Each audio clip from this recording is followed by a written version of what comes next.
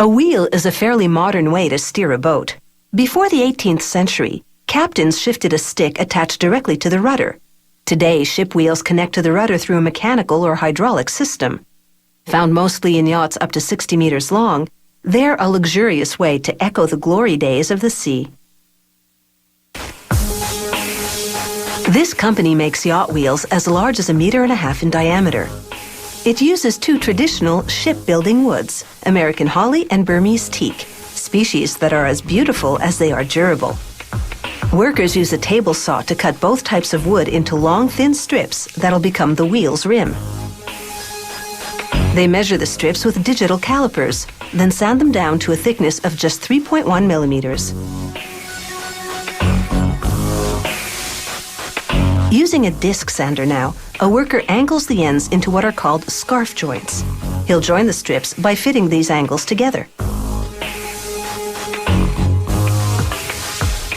After coating each strip with epoxy, he attaches it with clamps to a round jig, waxed beforehand to prevent sticking.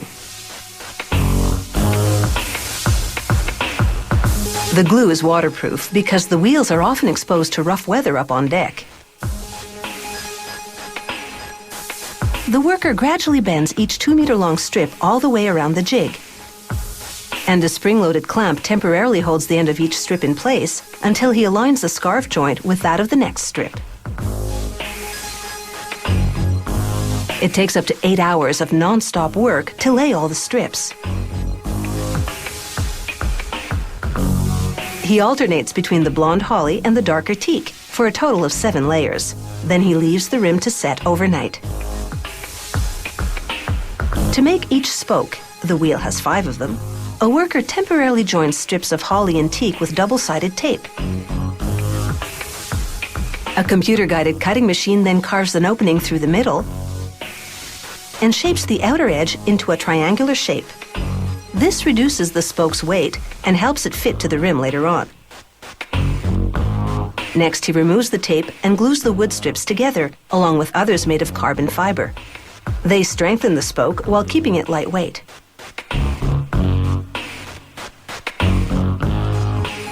He places a waxed jig in the center and clamps it in place. He leaves the spoke to set overnight. The next, he sands away the dried glue, then uses a router to round the edges. Together, the 4 wood and 3 carbon fiber layers are just 2.5 centimeters thick.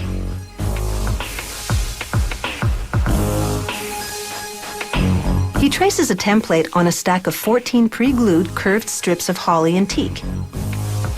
He follows his trace lines with a bandsaw, cutting out what's called a fairing. This component will join each spoke to the rim.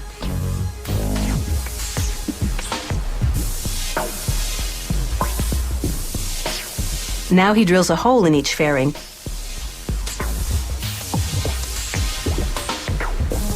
and inserts a temporary dowel to position a reinforcing strip of carbon fiber at the top. It's time to join the spokes to the rim. Earlier, he glued strong fiberglass dowels to the rim. Now he inserts them into the fairings and into holes in the spokes, also glued beforehand. Through the openings, he clamps the spokes to the rim. Then he positions an aluminum hub in the center, tapping it into place with a mallet. Now with a jigsaw, he cuts a sliver off the ends of the fairings so they'll curve into the rim. He uses a router to round off the vertical edges of the wheel.